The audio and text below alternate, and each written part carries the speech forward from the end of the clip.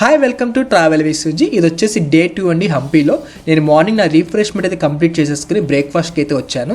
నేను అర్చన guest house అయితే కనుక స్టే చేస్తున్నాను డే 2లో అనమాట. ఇక్కడ నుంచి మనకి తుంగభద్ర లేక్ వ్యూ అయితే కనుక చాలా బాగా కనిపిస్తుంది. నా డే 1 వచ్చేసి మయూరం గెస్ట్ హౌస్ అయితే కనుక స్టే చేశాను. డే 2 వచ్చేసి అర్చన గెస్ట్ హౌస్ అనమాట. ఈ రెండింటికి సంబంధించిన పూర్తి ఇన్ఫర్మేషన్ అయితే కనుక పార్ట్ 1లో అయితే కనుక మీకు ఇచ్చానండి. ఈ రెండు గెస్ట్ హౌస్ వన్ డేకి ఎంత ఛార్జ్ చేస్తున్నారు, అలాగే రూమ్ వీడియోస్ ఇవన్నీ కూడా నేను పార్ట్ 1లో మీతో షేర్ చేసుకున్నాను.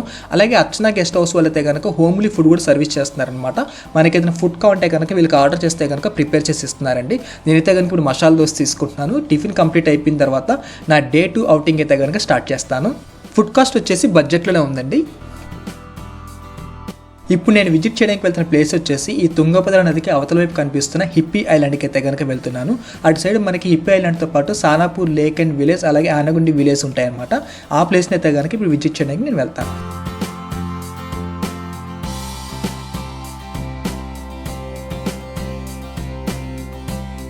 విరూపాక్షి టెంపుల్ పక్కన రోడ్లో ఉంచి మనం ఫ్రంట్కి వెళ్తే కనుక మనకి ఫెరీ పాయింట్ వస్తుందండి. కిష్కిందకాండ ఫెరీ పాయింట్ అనమాట.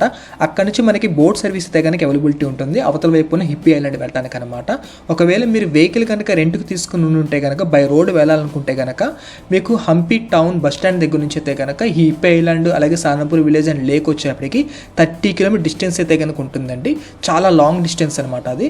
ఒకవేళ మీరు అంత లాంగ్ డిస్టెన్స్ చేయకూడదు అనుకుంటే కనుక మీరు ఈ బోట్ తీసుకుని అవతల వైపు వెళ్ళిన తర్వాత అక్కడ మీకు 2 వీలర్స్ అయితే కనుక రెంట్కి ఇస్తారు. అక్కడ 2 వీలర్ రెంట్ తీసుకుని మీరు ఈ ఐలాండ్, అలాగే సానాపూర్ విలేజ్ ఇవన్నీ ఎక్స్ప్లోర్ చేసి మళ్ళీ 2 వీలర్ వాళ్ళకి హ్యాండ్ ఓవర్ ఇచ్చేసి మీరు ఈ బోట్ తీసుకుని అయితే కనుక బ్యాక్ వచ్చేయచ్చండి హంపీ టౌన్కి. మీరు తుంగభద్ర రివర్ క్రాస్ చేసి బోట్ ద్వారా ఈ హిప్పీ ఐలాండ్, అలాగే సానాపూర్ లేక్ కనుక విజిట్ ప్లాన్ చేసుకుంటే ఒక 5 కిలోమీటర్ డిస్టెన్స్ మాత్రమే ఉంటుందండి వన్ వే అనమాట. అలా కాకుండా మీరు రోడ్ ట్రిప్ ప్లాన్ చేసుకుంటే కనుక మీకు ఆల్మోస్ట్ ఒక 30 కిలోమీటర్ డిస్టెన్స్ అయితే కనుక ఉంటుంది. వన్ వే మాత్రమే అండి. అది కూడా మీకు అప్ అండ్ డౌన్ కలిపితే 60 కిలోమీటర్స్ అనమాట. మీకు ఏది కంఫర్ట్గా ఉంటే కనుక అది ప్లాన్ చేసుకోండి.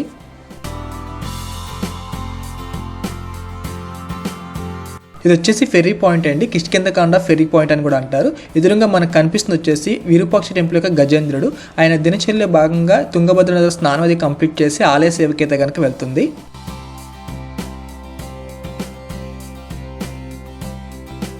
అవతల వైపు నుంచి బోట్ అయితే కనుక ఇటు వైపుకి వస్తుందండి. అది ఇటు వచ్చిన తర్వాత ఇటు నుంచి మనం బోట్ ఎక్కి మళ్ళీ అవతల వైపుకి అయితే కనుక వెళ్లాల్సి ఉంటుంది.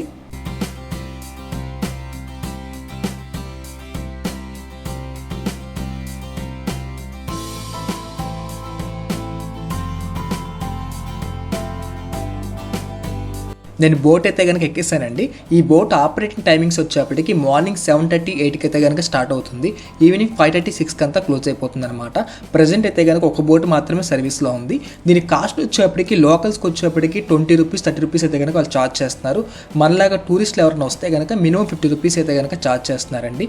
అది కూడా మినిమం 5 to 7 మెంబర్స్ అయితే కనుక ఉండాలి. ఒకవేళ మెంబర్స్ తక్కువ ఉంటే మాత్రం వాళ్ళు 100 రూపీస్ ఛార్జ్ చేస్తారు. లేదా మీరు సింగిల్గా ఉంటే మాత్రం 200 రూపీస్ వరకు అయితే కనుక ఛార్జ్ చేస్తారు. ఇటు నుంచి అవుతూ కానీ అటు నుంచి ఇటు కానీ డ్రాప్ చేయడానికి అనమాట. మనకి జర్నీ టైం వచ్చేప్పటికి 5 మినిట్స్ కానీ ఎక్కువైతే కనుక తీసుకోదండి. ఒకవేళ మీరు ఇక్కడ నుంచి ఈ హిప్పీ ఐలాండ్కి 5 మినిట్స్ అయితే కనుక బోట్లో వచ్చేస్తున్నారు. ఇదే మీరు బై రోడ్ రావాలంటే కనుక మినిమం 1 అవర్ నుంచి 1.5 అవర్ అయితే కనుక టైం పడుతుంది. ఎందుకంటే 30 కిలోమీటర్స్ అయితే కనుక డిస్టెన్స్ ఉందండి.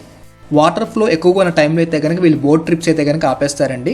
అప్పుడు మనకి ఓన్లీ రోడ్ ఆప్షన్ మాత్రమే ఉంటుంది, ఇంకా వేరే ఆప్షన్ అయితే కనుక ఉండదన్నమాట. అలాగే మీకు హంపీ టౌన్ నుంచి ఈ సానాపూర్ లేక్ వైపు రావడానికి అయితే కనుక పబ్లిక్ బస్ సర్వీస్ అయితే కనుక అవైలబిలిటీ లేదండి. మీరు ఆటో కానీ లేదంటే మీరు ఓన్ వెహికల్ కానీ తీసుకుని రావాల్సి ఉంటుంది.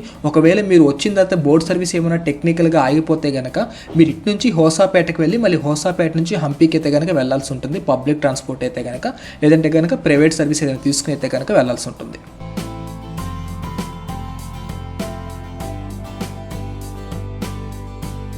మినిమం ప్యాసింజర్స్ మళ్ళీ వచ్చే వరకు బోట్ అయితే కనుక ఈ విధంగా స్టాప్ చేసి ఉంచుతారండి. ఒకవేళ అటువైపు ప్యాసింజర్స్ కనుక ఎక్కువ మంది ఉంటే ఎంటీగా అటు వెళ్ళి పిక్ చేసుకుని ఇటైతే కనుక వస్తారు. అలాగే మీకు వాటర్ ఫ్లో తక్కువ ఉంటే కనుక ఈ చిన్న తెప్పల్లో కూడా తీసుకువెళ్తారండి.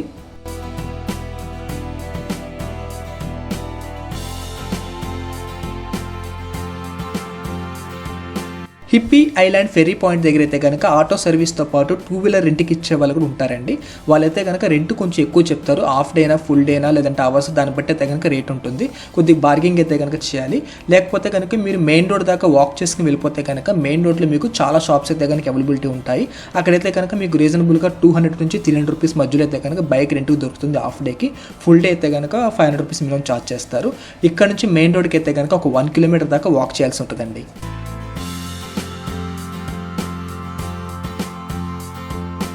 హిప్పీ ఐలాండ్ అయితే కనుక ఇప్పుడు ప్రజెంట్ ఖాళీగా ఉందండి. ఇక్కడ ఎలాంటి యాక్టివిటీ అయితే కనుక లేదు టూరిజం సంబంధించింది. అన్నిటిని అయితే కనుక పగల కొట్టేసి ఖాళీ చేయించేశారనమాట. ఇక్కడ హోటల్స్ ఉండేవి, ఫుడ్ కోర్ట్స్ ఉండేవి, షాపింగ్స్ ఇలాగ అన్నీ ఉండేవి అనమాట. కాకపోతే ఈ నేచురల్గా ఉన్న ఈ ప్లేస్ చాలా డిస్టర్బ్ అయిపోతుంది వీటి వల్ల అని చెప్పేసి కోర్ట్ అయితే కనుక ఒక డిసిషన్ తీసుకుని ఈ ప్లేస్ మొత్తాన్ని కూడా ఖాళీ చేయించేశారు. దాంతో ఇక్కడ ఉండే హోటల్స్, రెస్టారెంట్లు, షాపింగ్ షాప్స్ ఇవన్నీ కూడా పక్కనున్న సానాపూర్ విలేజ్ అలాగే ఇటు సైడ్ ఉన్న ఆనగుండ్ విలేజ్కి అయితే కనుక వెళ్ళిపోయింది. దాంతో ఈ ప్లేస్ మొత్తం కూడా ఎంటీ అయిపోయింది అనమాట. అందుకని ఇక్కడ ఎలాంటి టూరిజం సంబంధించిన యాక్టివిటీస్ అయితే కనుక ప్రజెంట్ హిప్పీ ఐలాండ్లో లేదండి. ఓన్లీ మనం హిప్పీ ఐలాండ్కి వచ్చేసి ఇక్కడ నుంచి సానాపూర్ కానీ లేదంటే ఆనగుంట అటువైపు వెళ్ళైతే కనుక మన అకామిడేషన్ కానీ మన మిగతా టూరిజం సంబంధించిన యాక్టివిటీస్ అయితే కనుక చేసుకోవాల్సి ఉంటుంది. మీరు చూడొచ్చండి లెఫ్ట్ సైడ్ అయితే కనుక చాలా వరకు అన్ని పగలు కొట్టేసి కనబడుతున్నాయి మీకు కన్స్ట్రక్షన్ చేసినవన్నీ కూడా. ఈ విధంగా మెయిన్ రోడ్ వరకు ఉన్న అన్ని హోటల్స్ని అలాగే ఫుడ్ కోర్ట్ని అన్నింటిని కూడా పగలు కొట్టేయడం జరిగింది. ఒక 2 years బ్యాక్ అయితే కనుక ఇది జరిగిందండి. దానికి ముందైతే కనుక ఈ ఐలాండ్ మొత్తం నార్మల్గానే ఉందన్నమాట. మనకు కొన్ని ఓల్డ్ వీడియోస్లో అయితే కనుక మీకు అది చూడటానికి అవకాశం ఉంది. ప్రజెంట్ అయితే కనుక మొత్తం కొలాప్స్ చేసేసారండి, ఏమీ లేదనమాట.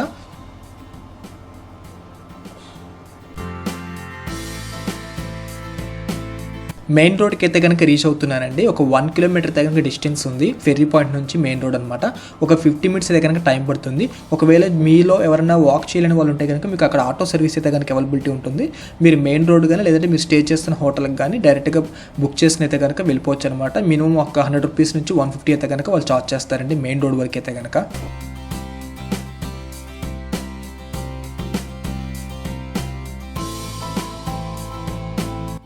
మెయిన్ రోడ్ నుంచి పబ్లిక్ బస్ సర్వీస్ అయితే కనుక అవైలబిలిటీ ఉందండి. సానాపూర్కి అలాగే ఆనగండకి ఎవ్రీ 30 minutesకి ఒక బస్సు అయితే కనుక ఖచ్చితంగా వస్తుంది. టికెట్ కాస్ట్ వచ్చేప్పటికి 10 రూపీస్ అనమాట.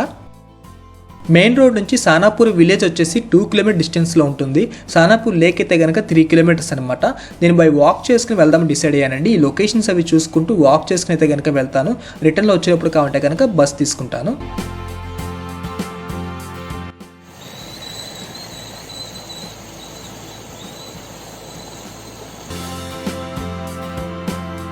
సానాపూర్ విలేజ్లోకి ఎంటర్ అయిన తర్వాత హోమ్ స్టేస్ అండ్ రెస్టారెంట్లు అయితే కనిపిస్తున్నాయండి. అలాగే సానాపూర్ విలేజ్ నుంచి సానాపూర్ లేక్ వెళ్ళే రోడ్లు అయితే కనుక చాలా ఎక్కువగా హోమ్ స్టేస్ అండ్ రెస్టారెంట్ అయితే కనుక ఉంటాయి. హంపీ టౌన్తో కంపేర్ చేసుకుంటే కనుక సానాపూర్లో మనకి హోటల్ కాస్ట్ వచ్చేప్పటికి తక్కువ రేటుకి వస్తుందండి. కానీ ఫుడ్ కాస్ట్ అయితే కనుక ఎక్కువగా ఉంటుంది. హంపీ టౌన్లో అయితే కనుక హోటల్ కాస్ట్ ఎక్కువగా ఉంటుంది, ఫుడ్ కాస్ట్ అయితే కనుక తక్కువగా ఉంటుంది. ఇంకొక మెయిన్ ఇంపార్టెంట్ విషయం ఏంటంటే హంపీ టౌన్లో మనకి ఆల్కహాల్, నాన్ వెజ్ రెండు కూడా అలౌ లేదండి. ఓన్లీ వెజిటేరియన్ మాత్రమేనమాట. అదే హిప్పీ ఐలాండ్ సానాపూర్ వైపు అయితే కనుక ఆల్కహాల్తో పాటు నాన్ వెజ్ రెండు కూడా మీకు అవైలబిలిటీ ఉంటుంది. ఎలాంటి ఇబ్బంది లేదనమాట. అందుకే ఎక్కువగా వచ్చే స్టూడెంట్స్ కానివ్వండి, గ్రూప్ ట్రావెలర్స్ కానివ్వండి, ఫారెన్ ట్రావెలర్స్ వీళ్ళందరూ కూడా హిప్పీ ఐలాండ్ వైపు అయితే కనుక స్టే చేయడానికి ఇష్టపడతారు. కాకపోతే అనుకోకుండా ఆ హిప్పీ ఐలాండ్ అయితే కనుక తీసివేయడంతో ప్రజెంట్ ఇప్పుడు ఇవన్నీ కూడా విలేజ్ సైడ్ షిఫ్ట్ అయిపోయినాయి అనమాట. అందుకని ఈ టూరిజం ఎన్వైరన్మెంట్ అయితే కనుక కంప్లీట్గా మిస్ అయిపోయింది. విలేజెస్ వెళ్ళిపోవడంతో అన్నీ కూడా అక్కడక్కడ డిఫరెంట్ లొకేషన్లు అయితే కనుక ఈ హోమ్ స్టేస్ అన్నీ ఉన్నాయన్నమాట. లేకపోతే కనుక ఇవన్నీ కూడా హిప్పీ ఐలాండ్లో ఒకదాని పక్కన ఉండడం వల్ల ఒక మంచి టూరిజం ఎన్వైరన్మెంట్ అయితే కనుక ఉండేది సందడిగా. ప్రజెంట్ అయితే కనుక అది లేదండి. ఇంకొకటి కోవిడ్ వల్ల టూరిజం కూడా చాలా డౌన్లో ఉంది. పెద్దగా ట్రావెలర్స్ కూడా ఎవరు రావటం లేదు. అందుకని చాలా ఎంటీగానే ఈ రోడ్లు, ఈ టూరిజం ప్లేసులన్నీ ఉన్నాయన్నమాట.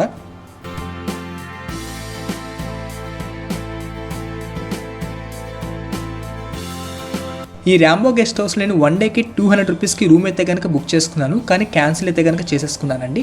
ఎందుకంటే ఇటువైపు ఎక్కువగా విజిట్ చేయడానికి ప్లేసెస్ అయితే కనుక లేవన్నమాట. సానాపూర్ లేకు అలాగే ఆనగుంటి దగ్గర హనుమాన్ టెంపుల్ ఇవి మాత్రమే ఉంటాయి మేజర్ ప్లేసెస్. ఇది మ్యాక్సిమం ఒక 3 to 4 hours అయితే కనుక మనం కవర్ చేయొచ్చండి. అదే నేను హంపీ టౌన్లో కనుక స్టే చేస్తే వేరే ప్లేసెస్ విజిట్ చేయడానికి నాకు అవకాశం ఉంటుంది, కాస్త టైం సేవ్ అవుతుందని. రిలాక్స్గా ఎంజాయ్మెంట్గా కావాలంటే కనుక ఇటు సైడ్ అయితే కనుక హోటల్స్ బుక్ చేసుకోండి. మంచి బడ్జెట్లో మీకు హోమ్ స్టేస్ అలాగే రిసార్ట్ అయితే కనుక దొరుకుతాయి. హంపీ టౌన్లో అయితే కనుక మీకు ఆ అవకాశం లేదండి. అన్నీ కూడా టెంపుల్కి పక్కనే ఉంటాయన్నమాట, కన్జెక్టెడ్గా ఉంటాయన్నమాట. మీకు అలాంటి ఎంజాయ్మెంట్ అయితే కనుక అటు సైడ్ దొరకదు. ఎంజాయ్మెంట్ కావాలంటే మాత్రం ఇటు సైడ్ రావాల్సిందే.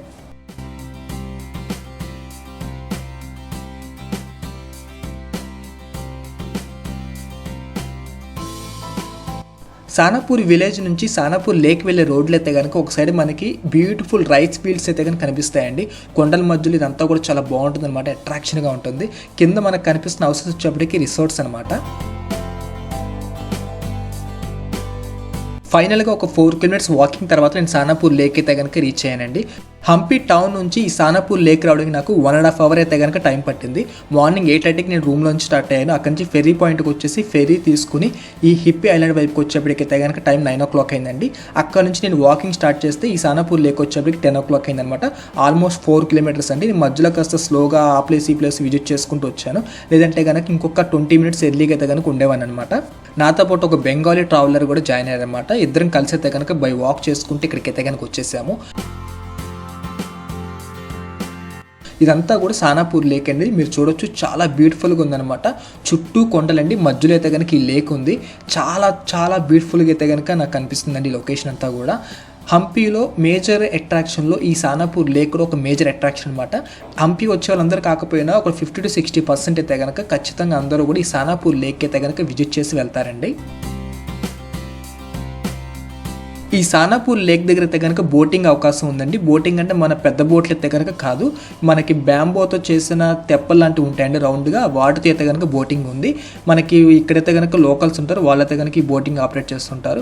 కాస్ట్ వచ్చేప్పుడు కొంచెం ఎక్కువగా ఉందండి. వాళ్ళు మినిమం 1500 రూపీస్ అయితే కనుక చెప్తున్నారు. మన బార్గెనింగ్ అయితే కనుక చేయాల్సి ఉంటుంది.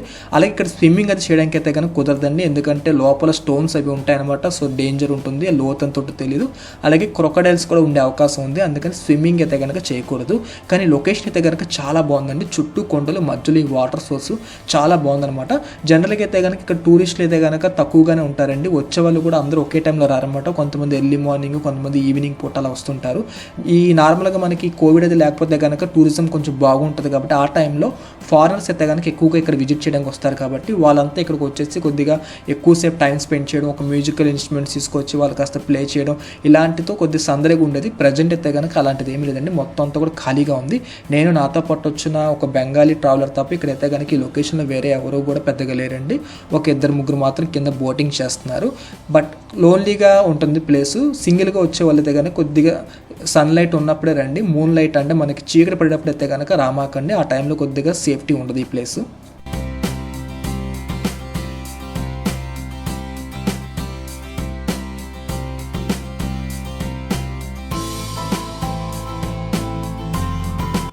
సానాపూర్ లేక్ విజిట్ కంప్లీట్ చేసుకుని రిటర్న్ జర్నీ అయితే కనుక స్టార్ట్ చేశాను. నేను ఇప్పుడు సానాపూర్ విలేజ్కి అయితే కనుక వచ్చేసానండి. ఇక్కడ పబ్లిక్ బస్ తీసుకుని ఆనగుండి విలేజ్కి వెళ్ళి అక్కడ ఆంజనేయ హిల్ అని చెప్పేసి ఒకటి ఉంది, ఆంజనేయ స్వామి జన్మస్థలం అని అంటారు, కొండపైన గుడి కూడా ఉంటుందన్నమాట.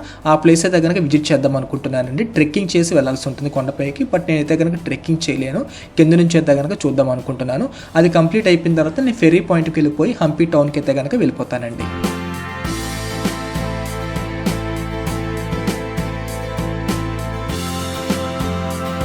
ఇది వచ్చేసి ఆంజనేయ హిల్స్ అండి. పైన ఆంజనేయ స్వామి టెంపుల్ ఉంటుంది. దీన్ని ఆంజనేయ స్వామి జన్మస్థానం అని కూడా అంటారు.